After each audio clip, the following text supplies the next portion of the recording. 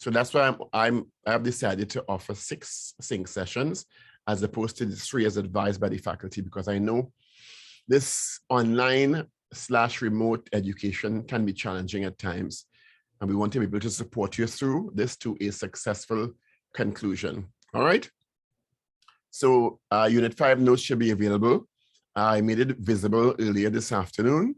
So you should have access to these Unit 5 SPED 455 notes in the Unit 5 area. Under Advocacy, Inclusion, and Special Education, the notes are available at the bottom of the module, right? So this unit is to focus on advocacy and its importance in special education and inclusive education, right? So you can gain an understanding for the historical roots of advocacy, because most, if not all, the legislation in the US and in the Caribbean, in fact, around the world, regarding laws, conventions, treaties, and support for students with learning disabilities and students with special needs in special ed came about as a result of advocacy, which is a very important aspect of the special education movement around the world, right? And an advocate is someone who may have a personal relationship with the issue, a parent, a guardian, an educator, a teacher, members of the public, NGOs who would have found that there was a need in society, who would have found that there was a gap in the provision for special needs services, who would have found inequality in a particular sector of special education and learning disabilities and education in general, who advocated on behalf of the group for the state to mandate support and protections, right? So at the end of this unit, we'll be focusing on advocacy and inclusion in special ed in the US, the characteristics of effective advocates, because as educators in special education and in education in general, you are going to become advocates, or you're already in many instances advocates, because of the challenges you yourself will face or have faced or are going to face in providing effective education for your students. We're going to go through different approaches to advocacy, the efficient and effective approaches to advocacy, and what's the difference between advocacy and lobbying. Any questions? All right, let's move ahead.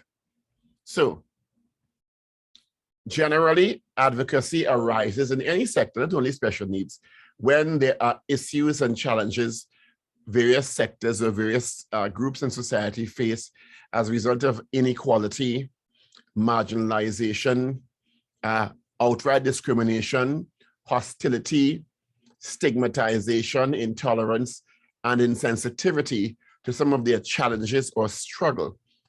In this case, these challenges and struggles of children with disabilities and their families face, because it's not always been an easy sail, and in many jurisdictions, it's still not an easy situation for parents to go through because of the various degrees of laws pertaining to special education in various jurisdictions.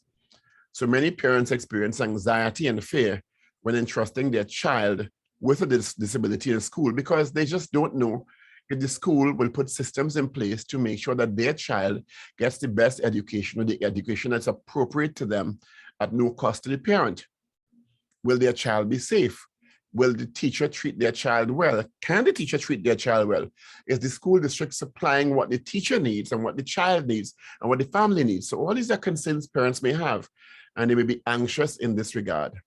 Will the staff understand the disability and how to remediate for it, right? So there are very many concerns that come up when you're talking about parents of children with disabilities or parents of children with special needs in any particular jurisdiction, even if the laws are advanced sometimes, as in the US and the UK, because as you would have seen, as we would have done in previous modules, laws have to evolve to meet the changes in society if there are gaps that have been identified.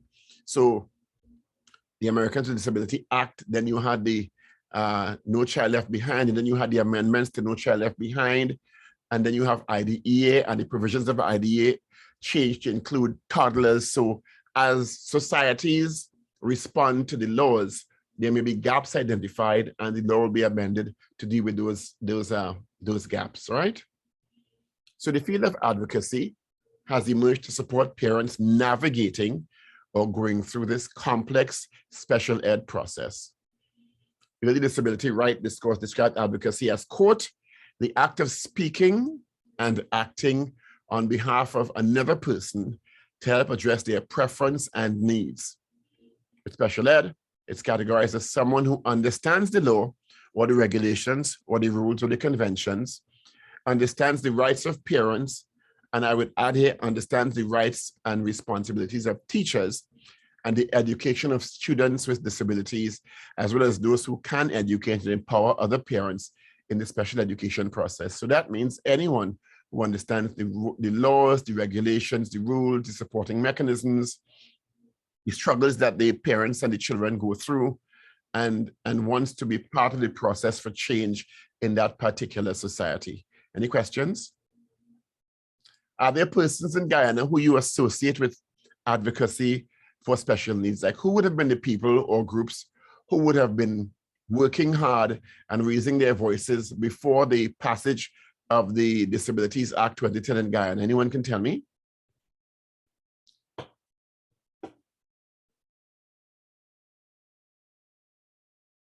Anyone?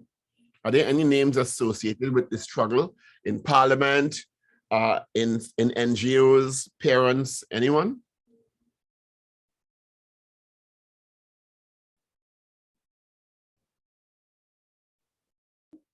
Sir, in Guyana, special education, I'm a special ed teacher. And we do have a few. And when I say a few, it's really a few that their names are not that renowned, like you don't know their names and so forth. Our politicians, we don't have politicians who are after special ed, so we can say when they go to parliament, this particular set or this particular person would fight again for it and so forth. It's nothing like the sort. Like for me, I think from the top, from the bottom right up to the top, we can do far better, because special education, Guyana feels nice to say, oh, we have special schools and they collect a little donation from here, and so that is all. Special education is not respected in this country, and it really annoys me. I would call myself an advocate for special ed. Was there any situation in Guyana that would have precipitated the government at the time saying, you know what, this is important for this country, and this is a group that's not being catered for or supported. This is a group of persons with disabilities being marginalized, and we need to do something about it. Is there someone or a group that would have? There is this guy by the name of Mr. Singh. He is visually impaired, and I think it's around 2010 if I'm not incorrect, whereby it was passed where they kicked up a little storm. But he is mainly like, that's the only name he would go on the news, he would go via radio station and so forth and speak out for these things. And I think he played a role in them acting on it in that particular time. Excellent. Now I'm going to tell you something. That is a very good, important reference, and you can use newspaper clippings, you can use TV clippings on YouTube if you can identify Mr. Singh as being a strong advocate for special needs or disabilities in Guyana. So that would be primary research you can do in terms, and if you could even talk to Mr. Singh and do an interview with Mr. Singh and identify what his challenges were and why he became such a strong advocate for disability rights in Guyana. Yes, sir, I understand. Yes, sir.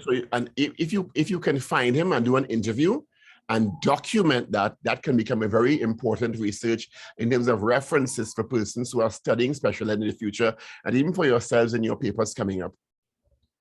Okay, right? Sir, I can get access to him very easily. And if there are newspaper articles that would have covered his advocacy, and you can ask him also for persons who would have inspired him or who would have worked with him in terms of the advocacy for persons with disabilities in Guyana. And that would be a great source of reference for many of your papers. That's the kind of primary research that academics like yourself and students and scholars use when they're building the repository of knowledge in any jurisdiction, okay? Yes, sir. Fine. So you don't have to use foreign books and books that are published here. You can do your own research and inform us in the special needs movement around the Caribbean and the world about your champions of special needs in Guyana. That's a very important aspect of it, okay? Yes, sir, yes. Because it's important to recognize the works of these people. We generally don't document our heroes and heroines in the Caribbean very well. And it's time we as academics start doing that. So thank you for that, that information. Okay, sir, no problem. Right? All right, so there are two types of advocacies in the field of special ed: parental supplantation and parental sublimation. Parental supplantation involves a model where an external advocate would completely replace the parent in all special needs proceedings, such as IEP meetings and due process hearings. And we would have spoken about IEP meetings, which includes the teacher, the school supervisor, the school psychologist, the sociologist, the parent, and anybody else who has an interest in the welfare of this child as a party to making contributions to these individual education plan meetings and due process in terms of involvement of the parents in the remediation and the provision of support and the designing of the curriculum for that particular child.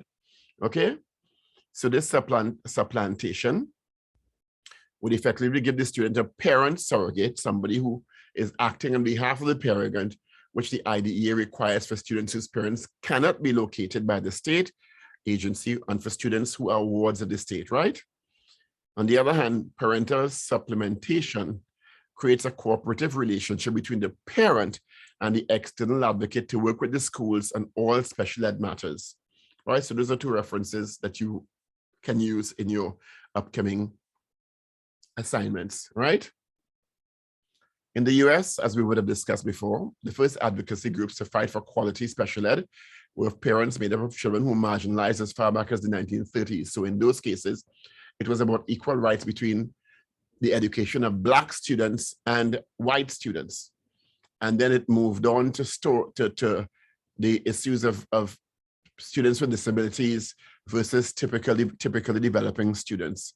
So the advocacy changed from a rights movement regarding ethnicity to a rights movement regarding disability and equality of the support that students in any of those circumstances met or needed, all right?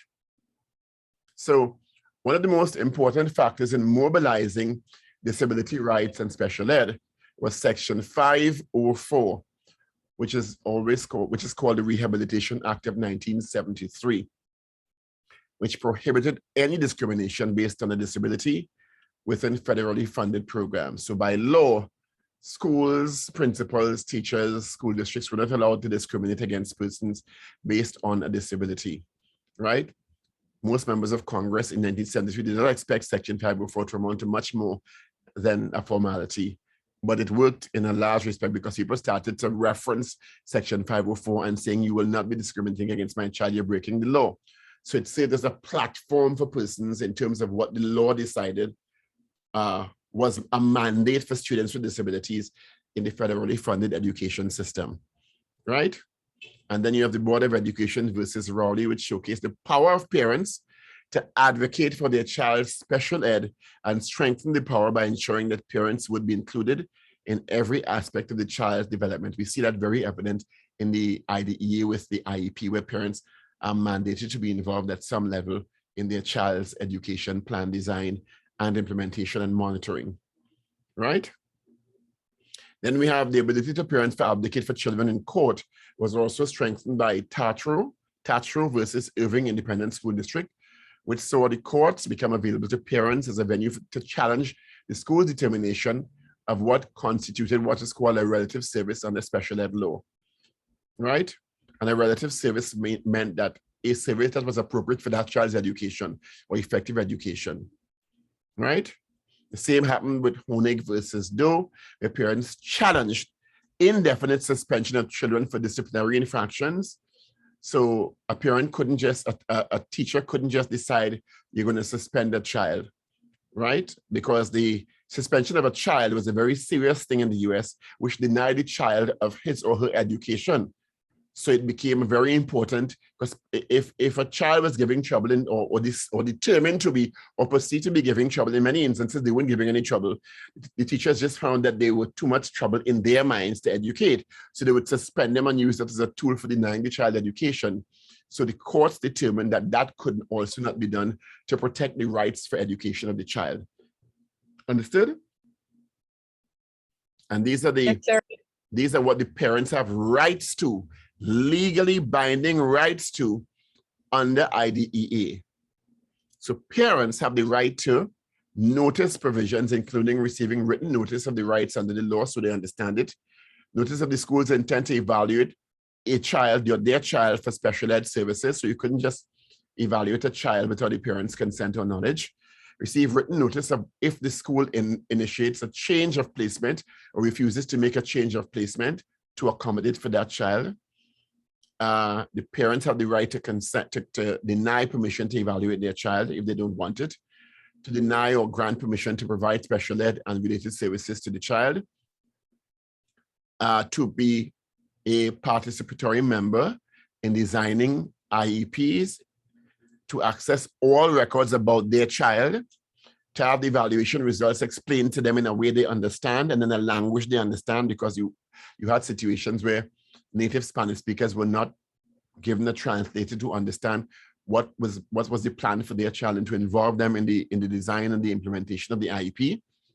They have to receive copies of the IEP, receive information about their child's progress, which means you have to monitor the child's progress, have information independently gathered by school officials, invite anyone of their choosing to meetings called to discuss their child and the plan. So if they wanted a lawyer or somebody there to represent them, they had the right to do that, and obtain independent evaluation of their child at the school's expense when they disagree with the school's evaluation. So a school may evaluate your child and just don't agree, you don't think they have your child's best interest at heart. They have the right to identify an independent evaluator for their child, and the school had to pay for it. And of course, there was a complaint division which identified these 4 areas where they could be, they could get remediation into concerns they had by official mechanisms for complaint, right? So these provisions really provided a lot of safeguards to parents in the right of their child and in the participation of their child's education under IDEA. Okay, very, very important provisions. This is just some background information, right? This is NASET, is the National Association of Special Education Teachers, which started to become very important when the law demanded specialized training for teachers in special ed to remediate effectively for children, because part of what clearly happened when parents had the right to demand appropriate education for their children was the need for states and school districts to supply training, special ed training for the children in their care, right? So that's when NASET came in, right? And then you had teachers became board certified advocates for special ed. In the US, it's called NASP now, the National Association. I forget what the acronym is, but I know it's NASP certified. They call them NASP certified teachers, right? And according to NASET, parents consider working with special education advocates when they feel overwhelmed with the amount and type of information they're receiving. So there could be somebody advocating and explaining to them, when they need assistance in correspondence or locating support systems, when they need problem solving, when they need help with problem solving and other challenging issues, and when it's hard to deal with your emotions and attend meetings, because at the end of the day, think about it, it's their child you're talking about. And sometimes it gets overwhelming for them because it's a lot of information, even for people like us who are trained or who are being trained. So you can imagine a parent from different backgrounds, when they're getting all this information thrown at them and they're feeling overwhelmed and they're not sure of what to do with the information. Make sense? So the state was mandated to provide all sorts of support to these parents so that they could properly provide for their children, right? So what is a successful advocate? Well, successful advocates must understand the law, must understand special education knowledge and the benchmarks, must have advocacy and diplomacy skills in some areas, because it's not always supposed to be combative. In the US, special ed knowledge includes detailed information about IEPs, evaluations, related services, accommodations, and placements. And that's why we're training you in this level of detail, so you understand the background and what is described as best practice in special ed around the world, right? It's important for you to know what the federal laws we've gone through, the main and important laws in previous modules, and the importance of the rights of students with disabilities and the responsibility, which is very important, of schools, allied school districts that provide special education. And in our case in the Caribbean, we, in each jurisdiction, because we have different laws in each country and each jurisdiction, we have special circumstances that we also need to be familiar with. So you have outlined in previous modules many of the challenges you face in Guyana, even though you have the 2010 Disabilities Act. We have special situations in Trinidad and Tobago that we need as advocates to be aware of, so we can provide strong advocacy so that we can mitigate these legally and provide guidelines for legislators to improve the laws and the support systems for persons with disabilities and students with special needs.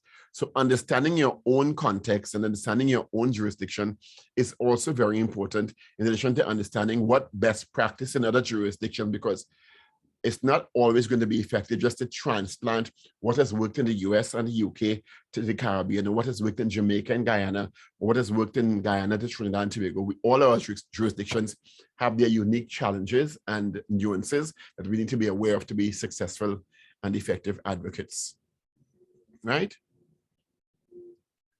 This is the Council for Exceptional Children, CC, in the US, and these are the mandates of that council, right? So 5 features or steps of effective advocacy. And this is an important graphic for you to understand and understand the progression of it.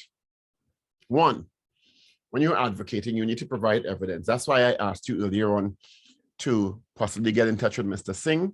He can give you primary, first-hand knowledge about what his own struggles have been.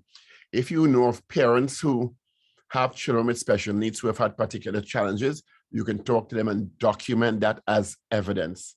So you're not just going to policymakers and saying, I heard and someone told me. You have documented evidence of what the challenges are and what the families have gone through in terms of providing an effective education for their child. So evidence is very important. 2, policy relevance. How relevant is this in your society? How many people does it affect? If you can gather a sense of from the NGO groups or the parent groups as to how many children per 1,000, if there are 20 children affected per 1,000 or 100 children affected per 1,000, and you can document that, it's also a great source of evidence, and it provides a foundation for the relevance of what you're advocating for, right? 3, outline how, based on your knowledge of international best practice, outline what you think can work in your jurisdiction. That's providing recommendations or solutions, right? 4, mobilize other groups so you have strength in numbers. Make friends in the media, professional organizations, community mobilization, so you have strength in numbers. So you devise a strategy that builds momentum for your advocacy. And 5, effective and persuasive communication.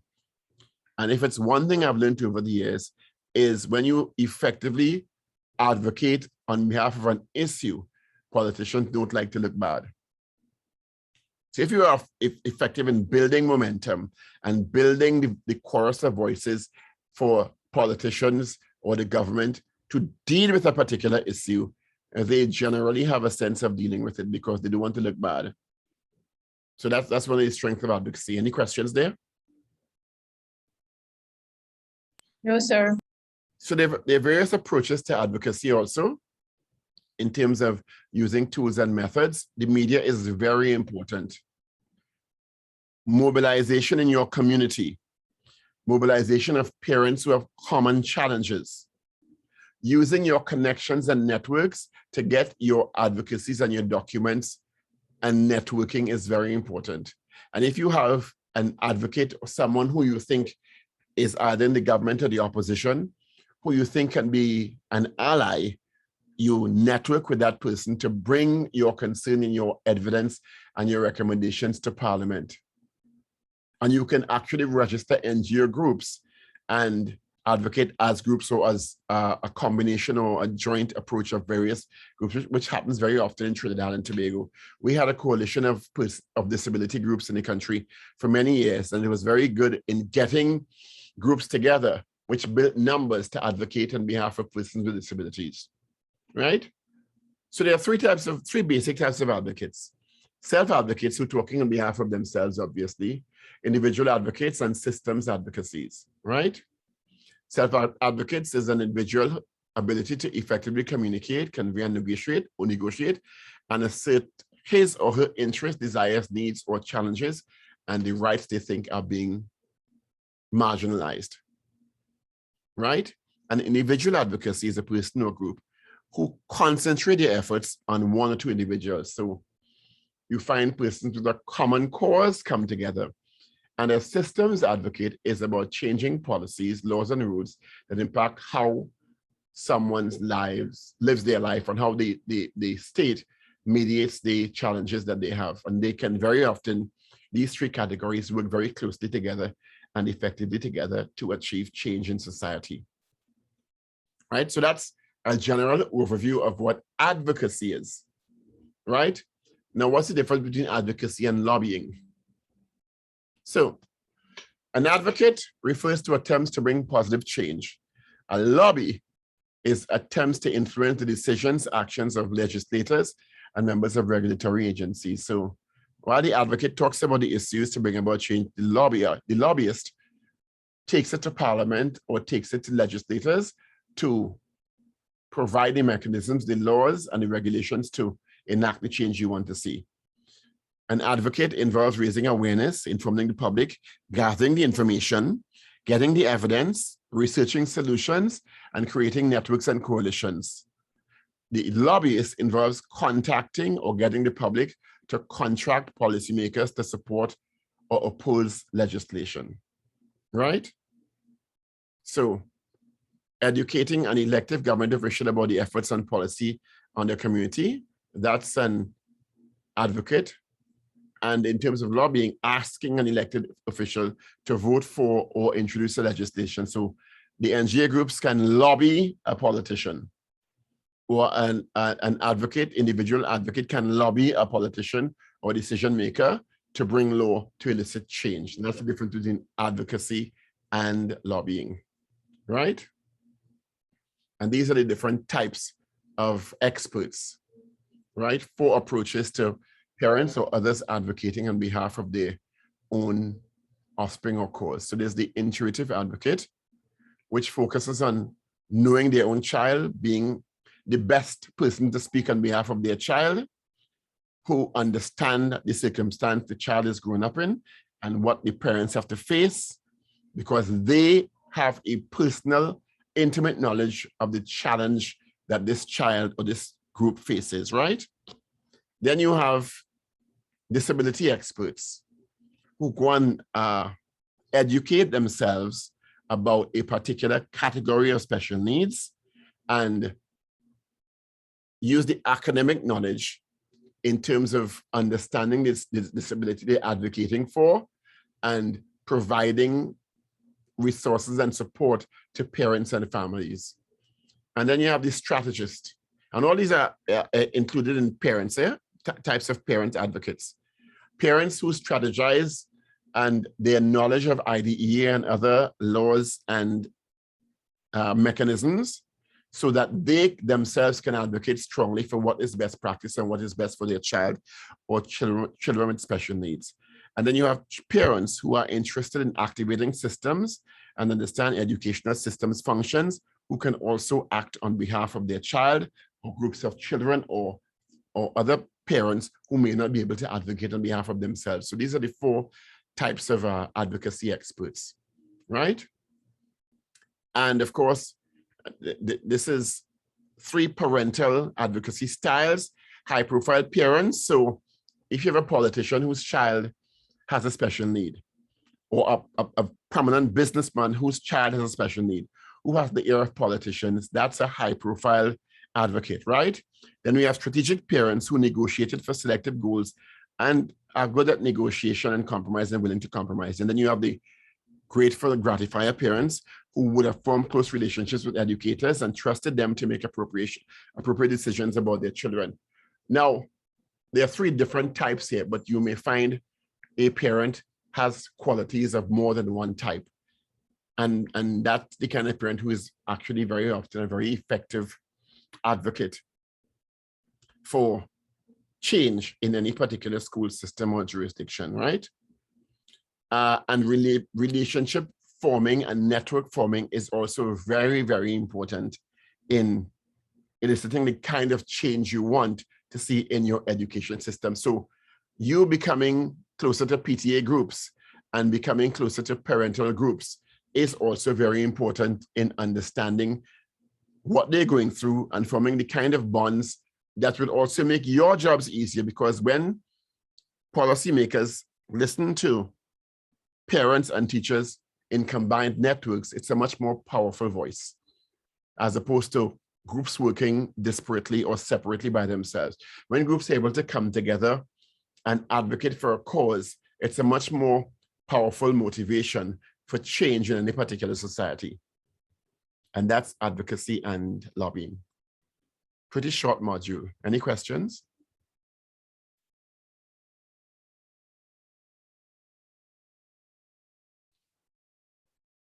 Sir, you were saying if you're going to be an advocate, you have to have reliable information and so forth.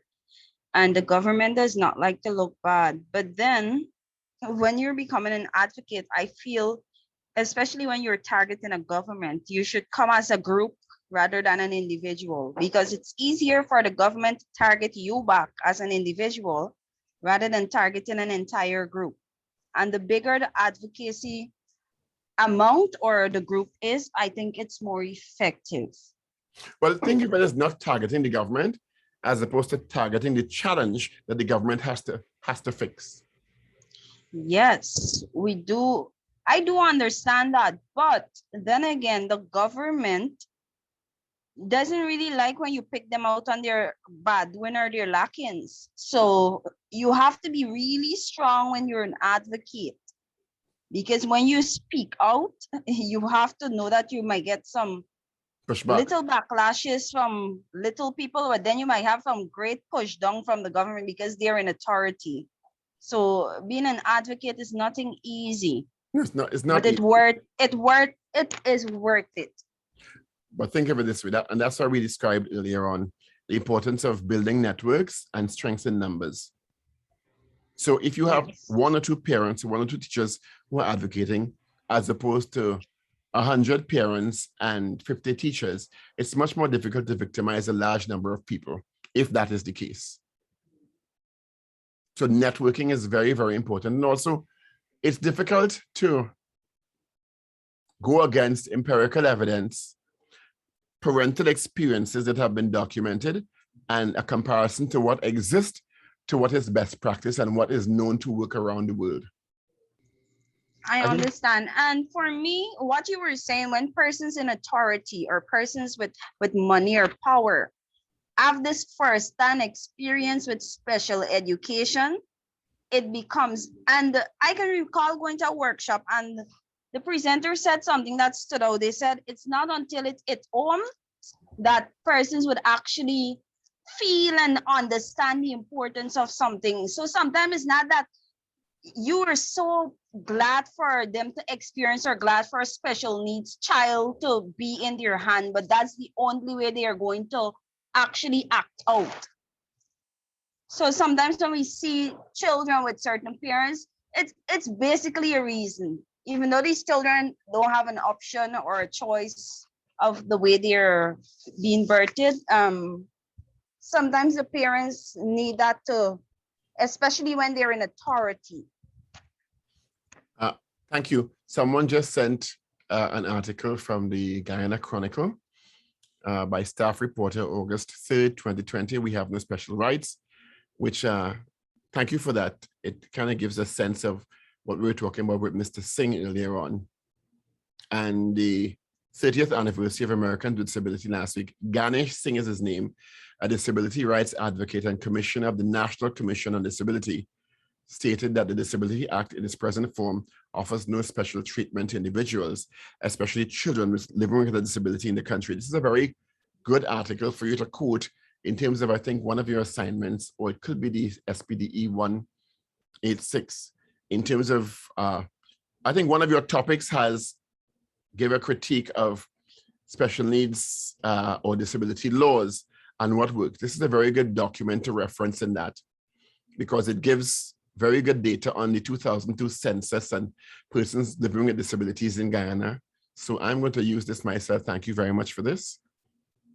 But this kind of article is what you need to support your advocacy, because this is somebody who is a disability rights advocate, and he has some credibility because he is part of a commission on disability, and he is making a profound critique on whether or not the Disability Act of 2010 is actually working as intended or not. So this kind of article is actually quite good. I'm sure there are others very, very similar to it. Okay, so thank you for that, Alicia Koo. And make sure and put it in your references if you use parts of it. All right. Sir, yes? Good night. Good night. What I want to say is that I don't think that you can get up one day and decide that you're going to be an advocate. I think that in becoming an advocate, it takes certain steps. First, you need to be informed about what you're advocating, and then you need to gather other persons. Then after gathering people to support you or to back you, you need to probably go to the media and then try to get the persons in authority attention. And only then you will be able to get the desired outcome.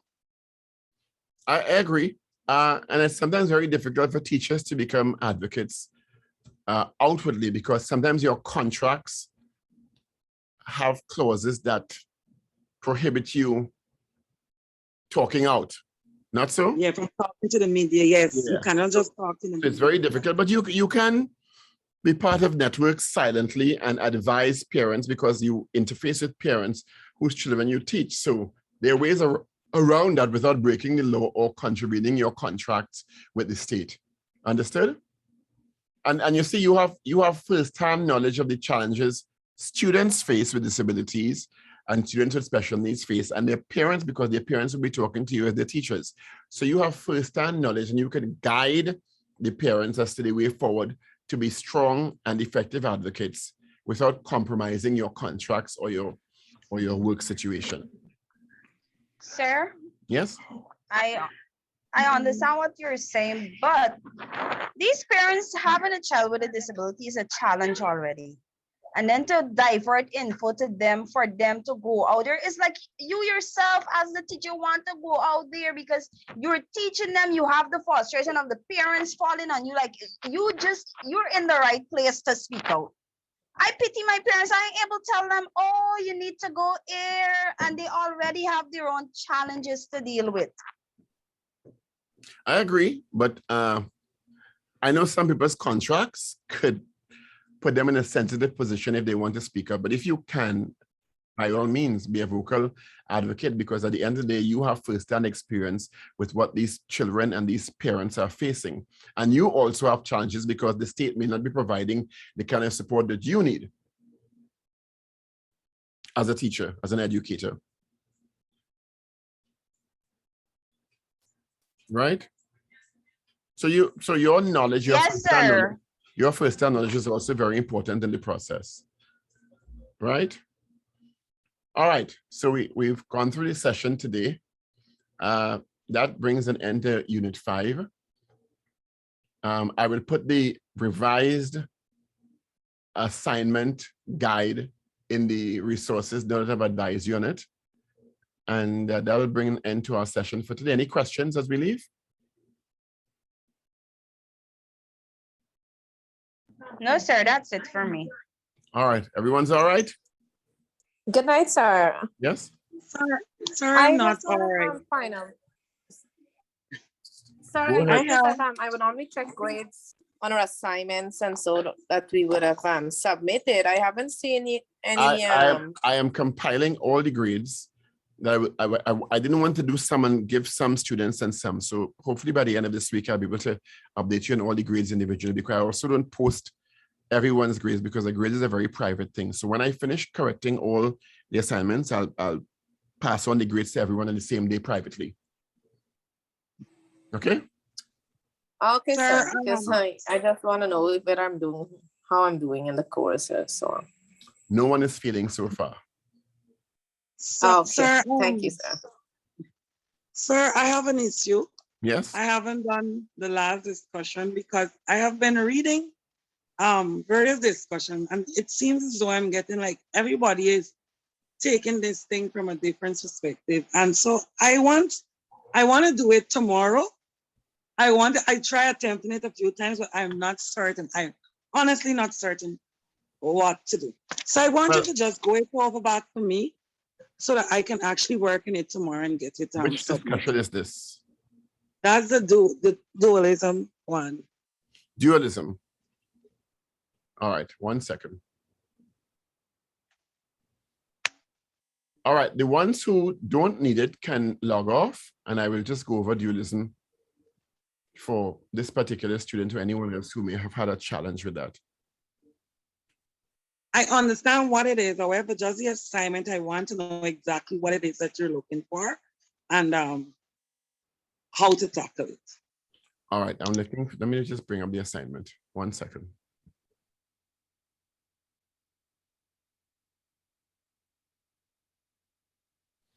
Right, 455.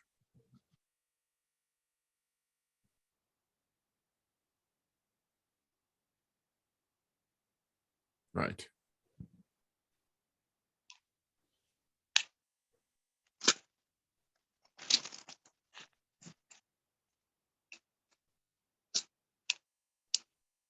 Right. Dualism and incorporated treaties and implications of practice. Is that it? Yes, that's the same one. That's the one? Right. Yeah. So what it is that you go through your understanding of the impact of dualism as opposed to monism. So dualism is when jurisdictions have to pass laws even though they've signed treaties, right? So I understand that. Right. So what you do is you give a personal perspective on how dualism and unincorporated treaties or treaties that have not been applied in the country and how it impacts the special needs movement or support for special needs children with special needs or disabilities in any particular jurisdiction. Good. So I was looking at like Australia and they have like a law, but it still has some loopholes and stuff. So everybody doesn't. Let me give you an example. The article that somebody just shared with us there, right? Yeah. So you have a dualistic situation in Guyana where you have signed treaties and conventions, but you've also passed laws in terms of your Disability Act to support the provisions of those treaties. But it's not, according to the article, bearing the kind of fruit or achieving the objectives in Guyana. You understand? So that's what you write about. Why do you think it's not achieving the objective? And if you're looking at Australia and there are aspects of the law or the aspect of the treaty that did not make law, or aspects of the law that are not being applied, what is the implication of that for one, the students with special needs or disabilities, or teachers who are trying to support students with special needs? You understand? Yes, sir. So it gives you a sense of the challenges you're facing, basically, even though the laws may have been passed, the treaties may have been signed, but the support systems are still not manifesting in society or in better education for students with disabilities or students with special needs. You understand? Yes, sir. Thank you. Does that Very much clarify it? clear now. Does that clarify it for you? Pardon? Yes, sir. Definitely. Okay, very well. No problem. Anyone else?